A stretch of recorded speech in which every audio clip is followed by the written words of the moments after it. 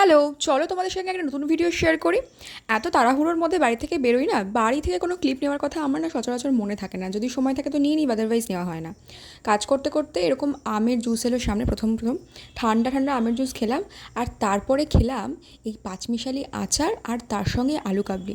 এই আলু কাবলি আর আচারটা যেখান থেকে আসে সেখানকার প্রত্যেকটা আচার এত টেস্টি, একদম অন্যরকম, মানে খেলে না জাস্ট মুখে লেগে থাকবে। আমরা এই নিয়ে কতবার খাচ্ছি তার কোনো গুনতি নেই। আমরা হসপিটালের সকলে যারা যারা খেয়েছি এটা, তারা প্রত্যেকে এটার ফ্যান। ঠিক তারপরে কি পেয়েছি জানো তো?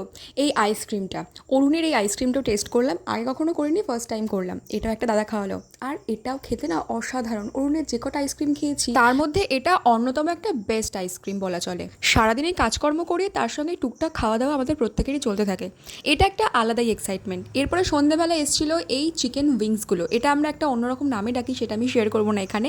তবে এটাও খেতে না দারুণ টেস্টি। সমস্ত কাজকর্ম শেষ করে যখন বাড়ি এসেছিলাম না, তখন ঠান্ডা ঠান্ডা একটা লেবুর জল দিয়েছিল মা, যেটাও একদম দারুণ লাগছিল গরমে। এইভাবেই খাওয়া দাওয়া দিয়ে দিনটা শেষ করলাম। দেখা হবে আবার পরবর্তী কোনো ভিডিওতে।